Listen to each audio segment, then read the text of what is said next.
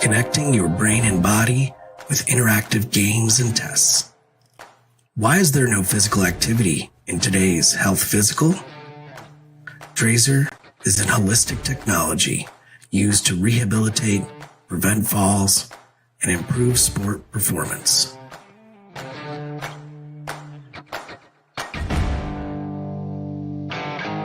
Trazer reports provide you, your clinician, your physical therapist, or athletic trainer objective data to make decisions on your health and performance over time. Measure what matters to change your game. Take the Trazer Challenge. Confidence, growth, connected by Trazer.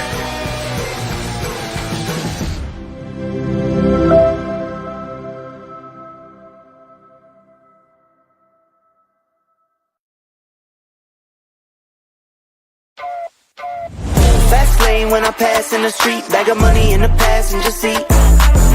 Simcoe's been asking for me on the road from the west to the east. Way up, I might never come down, cause the coast racking up the flight miles. So high, I might never come down, so what, this is my lifestyle. What's going on, everybody? Man, Eric Wilson in for the Sportsman. You see, I had to rock the old background just to, switch things up for a little bit. But good evening. I'm your man, Eric Wilson. And you know what? Week 11 brought us some truly interesting games as we move and progress into the month of December, which I like to call is gut check time for a lot of teams as we begin to see who is going to be in the playoffs and who will be basically much just vying for draft picks and preparing themselves for next season. Now, listen, there are still some dark horses out there. We don't know, but let's talk about week 11, shall we? And of course, we got to start off with the game that everybody was glued to yesterday at 4:25. In fact, it was the two-time defending Super Bowl champion Kansas City Chiefs going up against a team who at times has been that proverbial thorn in the side in the Buffalo Bills. Listen, this game had it all for us. The back and forth between these two dueling quarterbacks, Josh Allen on one hand and the Super Bowl champion Patrick Mahomes on the other. I mean, as we know, and as I had said previously, with the Chiefs sitting 9-0, we had to begin to ask the question, is this the week? Well, we didn't have to wait that long to get the answer, with the answer being yes. The Chiefs got knocked off, so now they are officially, like everybody else in the NFL, they got a loss on the right side of that column. Now, the question that has been raised about being this a statement win for the Buffalo Bills, and we knew Josh Allen. 80% of the offense in Buffalo runs through their quarterback. Was he the star of the show?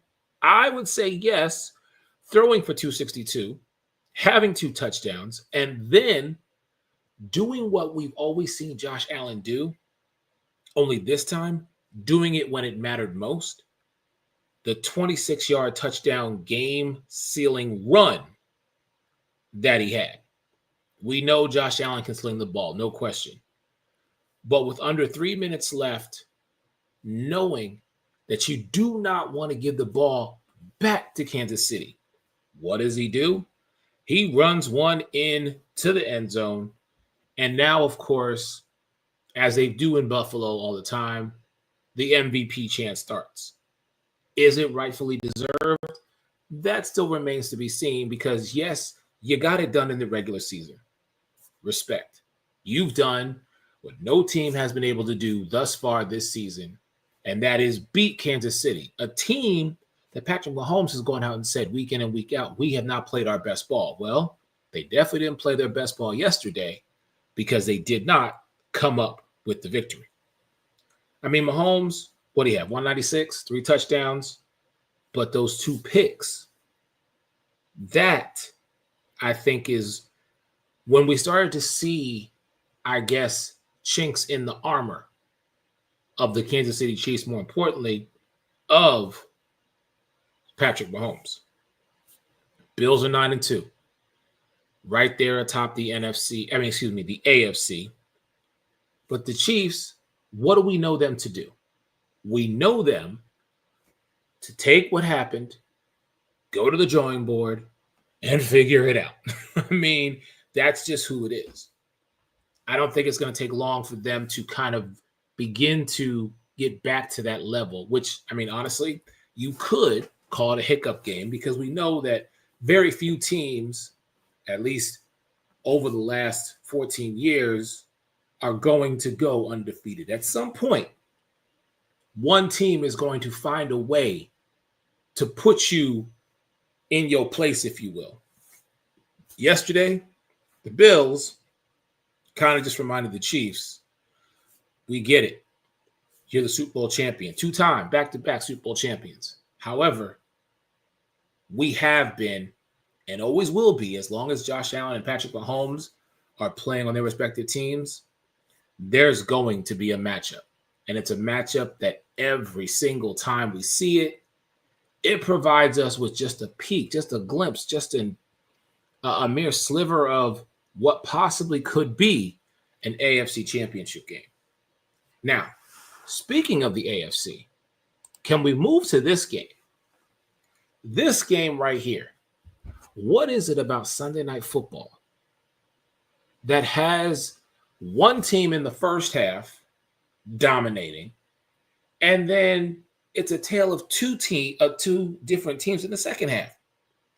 The Chargers, 34-27 over the Cincinnati Bengals, but this was not a 34-27. I mean, when you watch this game, granted, it appeared as though the Chargers had this game in the bag. They were in SoFi Stadium. Justin Herbert was once again going to prove that you can talk about Lamar, you can talk about Patrick, you can talk about Joe Burrow, you can talk about Tua, but you always be forgetting about me. And so now, what happens? Justin Herbert yesterday, he comes out, has a beautiful first half. I mean, in totality, 297, 2 touchdowns, 65 rushing yards. But it was the second half where Joe Burrow and Jamar Chase, and coming back off injury, T. Higgins, they had to remind Bosa and them boys, minus Khalil Mack, no.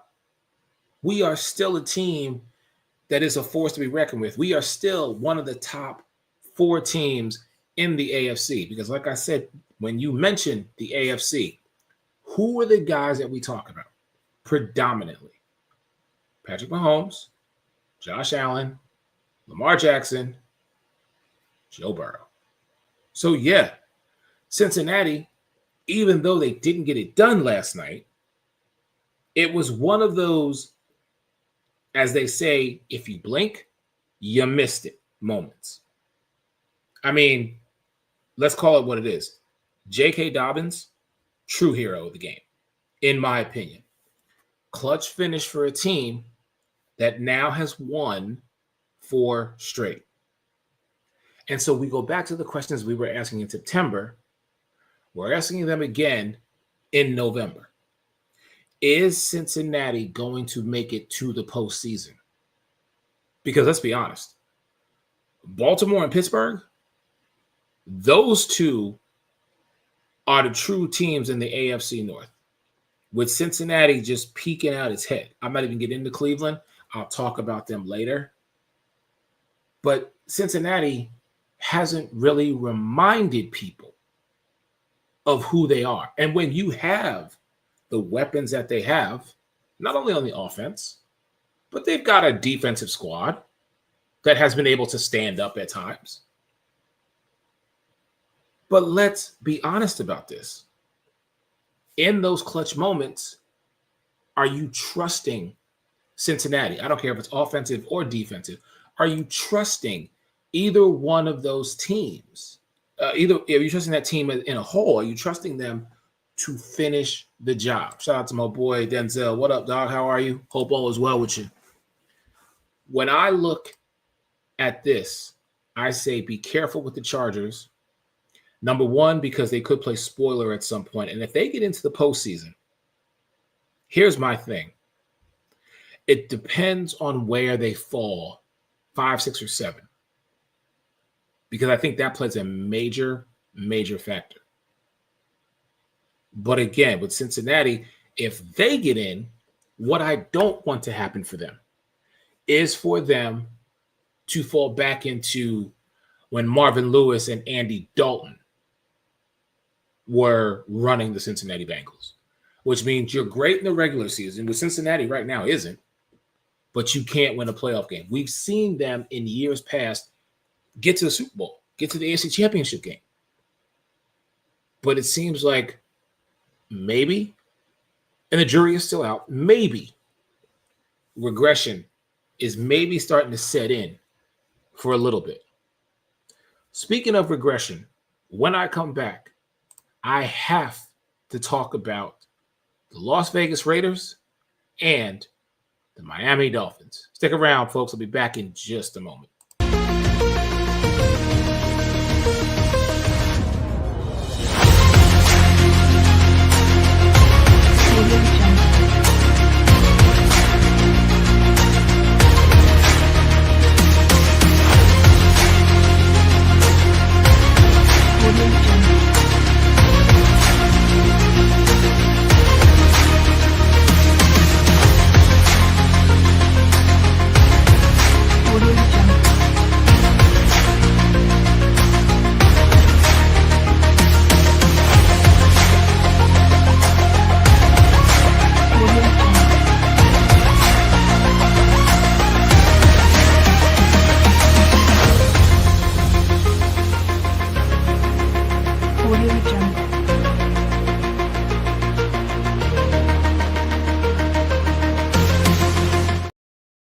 All right, y'all. Welcome back into the Sports Media. Man, Eric Wilson. And before I move on to Miami and, of course, the Las Vegas Raiders, I just want to address what my man Denzel was saying. He's like, Chargers almost charged again. Another case of what more does Burrow have to do? Denzel, I can answer that question very simply for you. What he has to do is find a way to win, be it whether it be him or his defense. But right now, Cincinnati just is, I don't know, I don't want to say unable or unwilling, but they're not doing what we as fans and even some media do. We put them on a higher position or on a higher pedestal than what they really are. Because your record is your record, okay? And yes, things will always happen. That's why it's any given Sunday. But I say that to you to say this. When I look at the Cincinnati Bengals, there is high expectation, not only within their division between Pittsburgh and Baltimore, but in the entire NFC, because they're always a team that we talk about when we talk about top-tier teams in the AFC. Speaking of the AFC, Las Vegas headed to the 305. Dolphins defeated the Las Vegas Raiders 34-19. Tua, solid performance by him, 288 and 3 touchdowns. But let's be clear, the standout here, Jonnu Smith. This brother had a career day, 101 yards, 2 touchdowns. One of them, as we know, that 58-yard beauty. Now, Miami was having long, methodical drives throughout the game. And time of possession is something that we don't really focus on, but it plays a very pivotal role when it comes to controlling the pace, controlling the tempo, and executing how you want to, not playing to the level of the team you're playing against. So what did they do? Ate up the clock, wore down the Raiders' defense. I mean, listen, Tua had a connection with Jonnu Smith.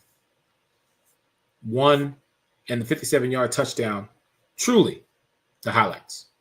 Devon Achane, 2-yard rushing touchdown. But at that point, it was, again, like I said, truly about controlling the tempo for Miami.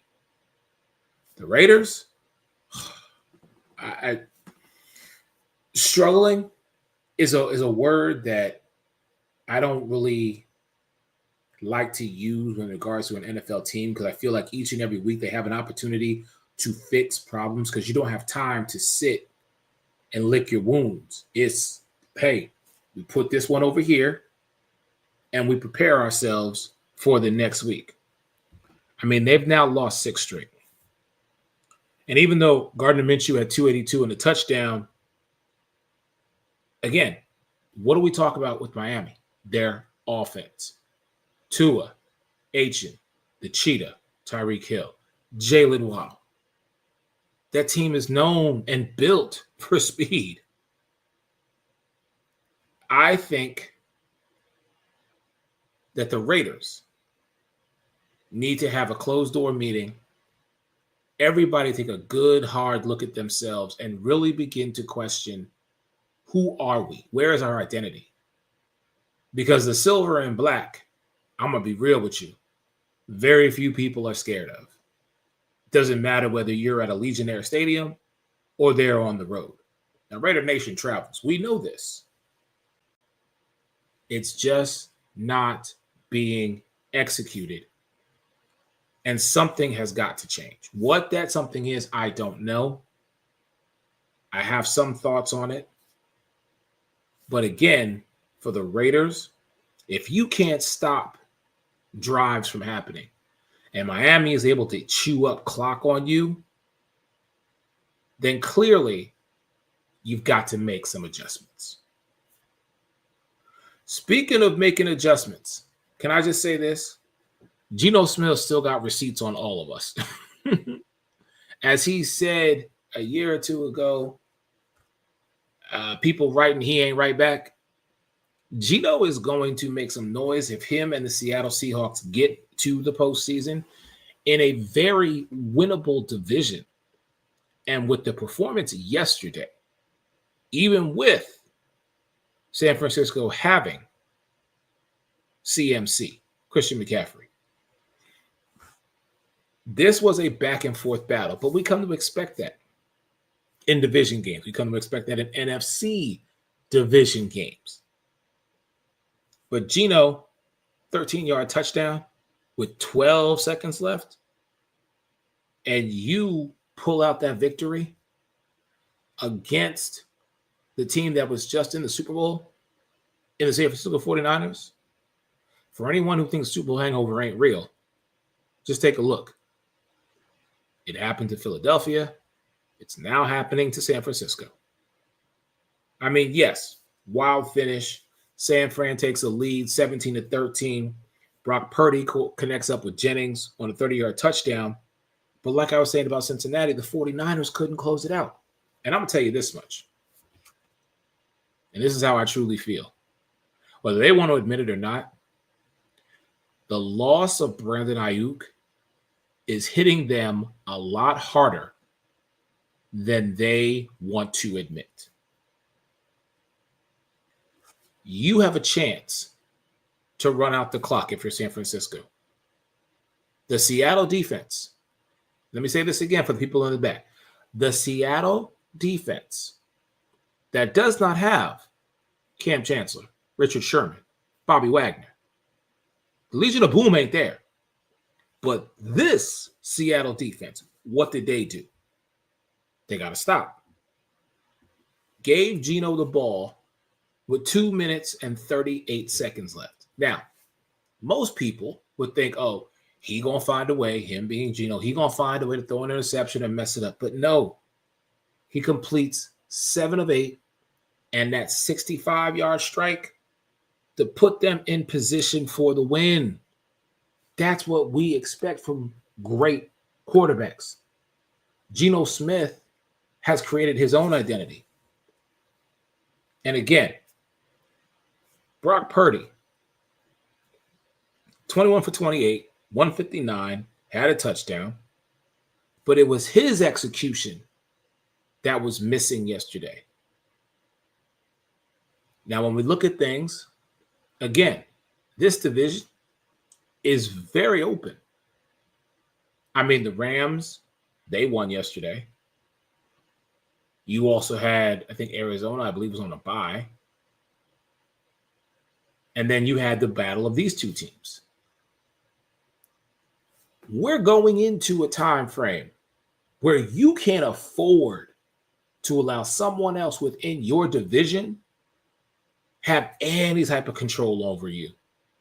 You have to be the one making the decision that you are going to write your own ticket to January. But be very, very careful when it comes to the NFC West. Because as much as I want to believe that San Francisco is going to be that team, that San Francisco will represent the NFC West, it would not surprise me any which way, form, or fashion if the Seattle Seahawks or even the Arizona Cardinals find a way to get themselves atop the division. And I'm not discounting the Rams.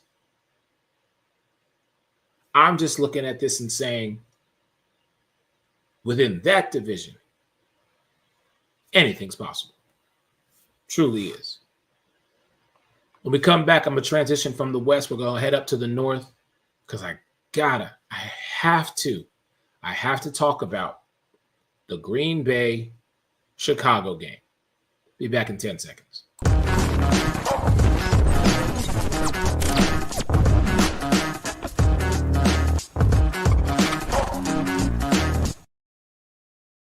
All right, ladies and gentlemen, your man Eric Wilson in for the Sports Arena here on a Monday night.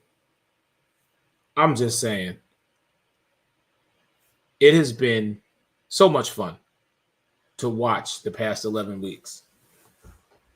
But this game right here that I'm about to talk about is the game that I really, truly feel had so much potential.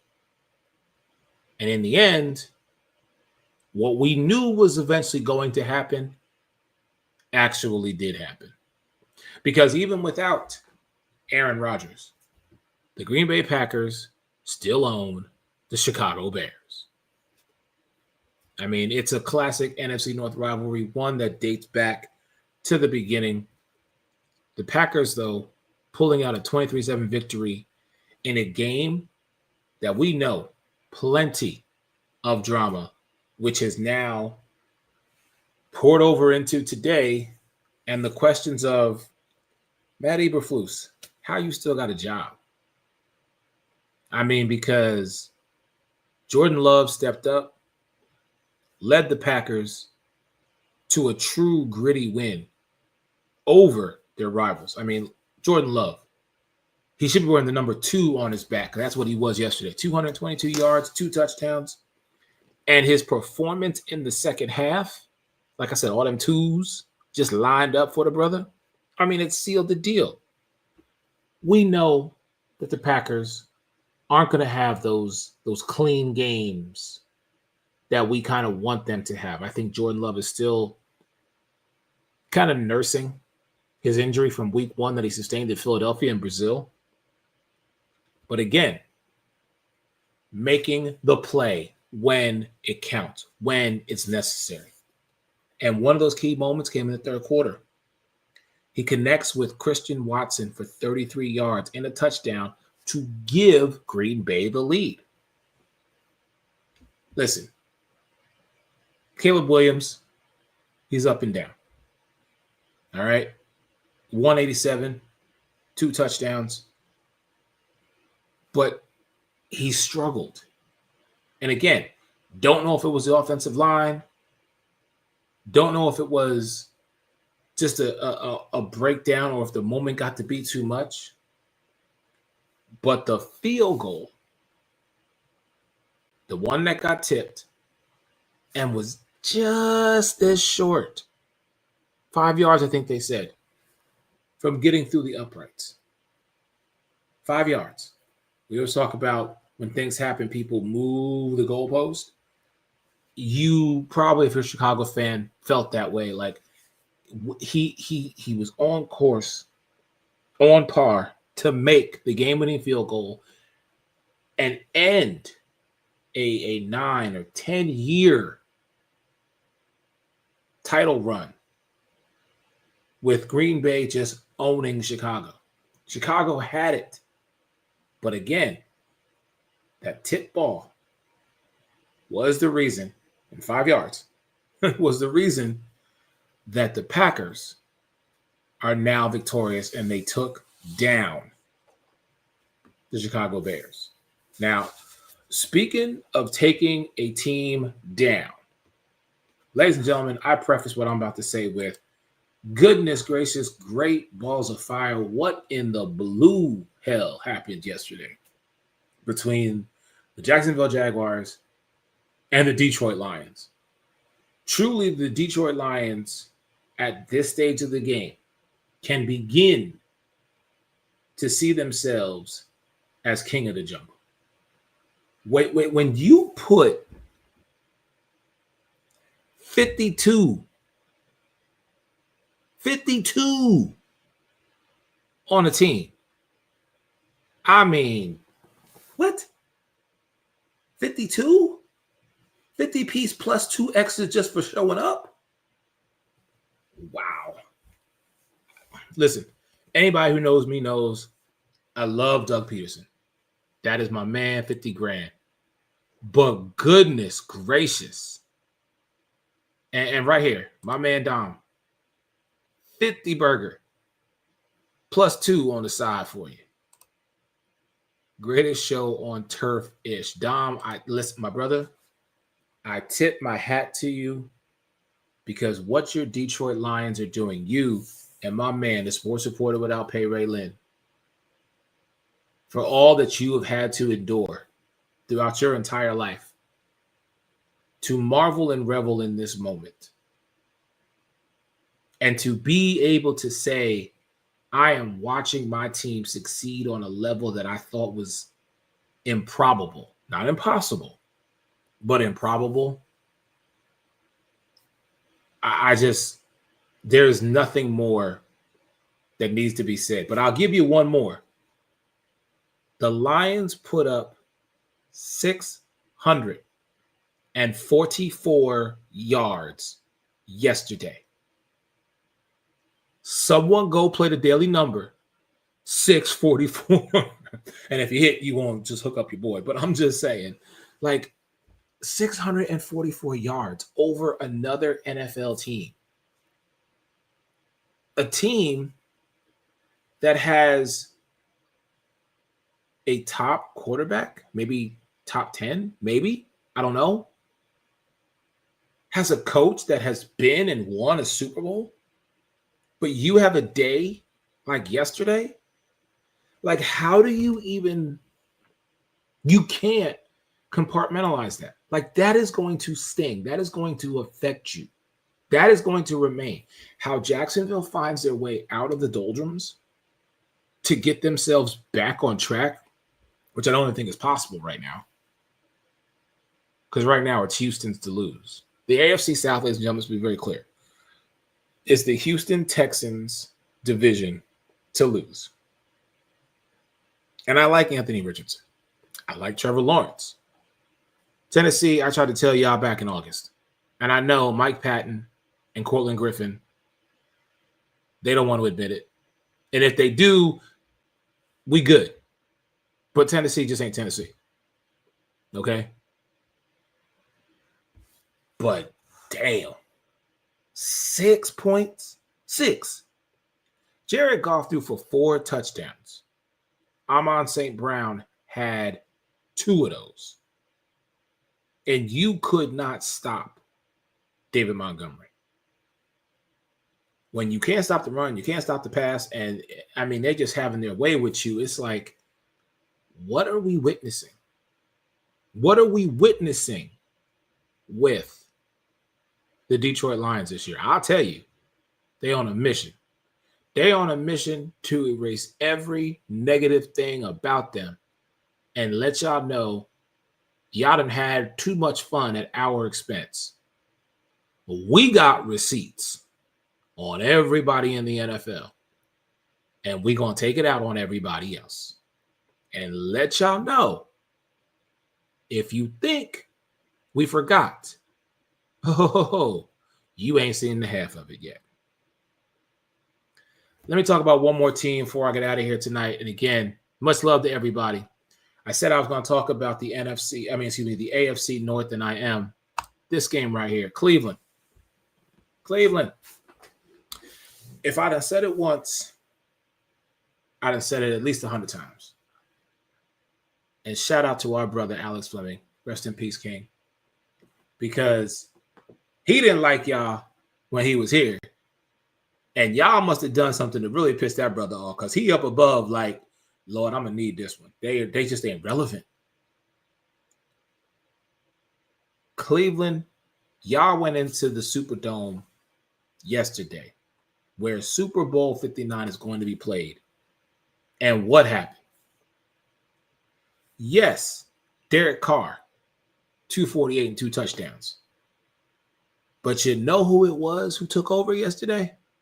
It was that Swiss Army knife, Taysom Hill.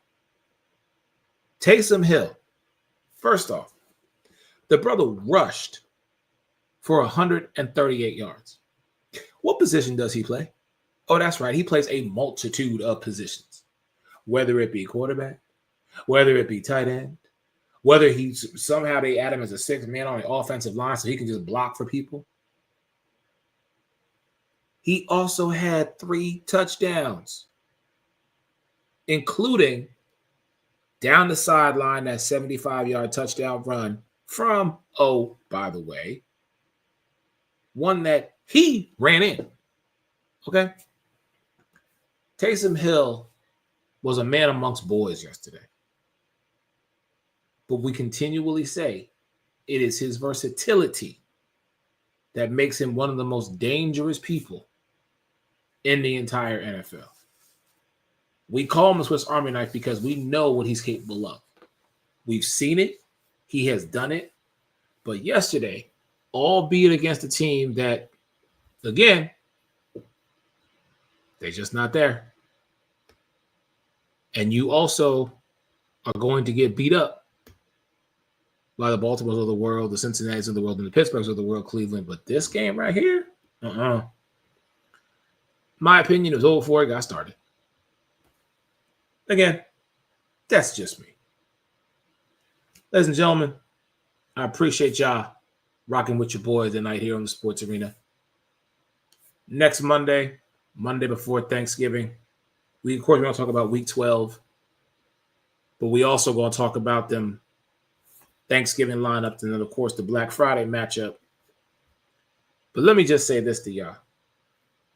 Just when you think you done figured it out, we know going into December that things, teams, individuals, organizations within the Shield all begin to separate themselves. You got your top tier, you got your dark horses, and again, you got those who are getting ready for the 2025-26 season. Your man Eric Wilson for the Sports Arena. Much love to everybody. Hey, one last thing. National Scouting Combine 2025. To all my athletes out there, you looking to get to that next level. You are looking for the true report, the true grade that's going to let you know where you stack rank, whether it be the National Football League, the Canadian Football League, the Arena Football League, the Indoor Arena League. It doesn't matter. You want the most accurate, professional, up-to-date, real-time grade that's going to set you apart from everybody else and give coaches and agents and scouts what they need to position you in the best spot. Hey, you got to get yourself to Naples, Florida. You got to get yourself to the Paradise Coast Sports Complex, beautiful complex, February 5th through the 8th for the 2025 National Scouting Combine. Until next week, y'all. Everybody stay blessed. Man, Eric Wilson. Peace. Fast lane when I pass in the street, bag of money in the passenger seat. Simcoe's been asking for me on the road from the west to the east. Way up, I might never come down, cause the coast racking at the flight miles. So high, I might never come down, so what, this is my lifestyle.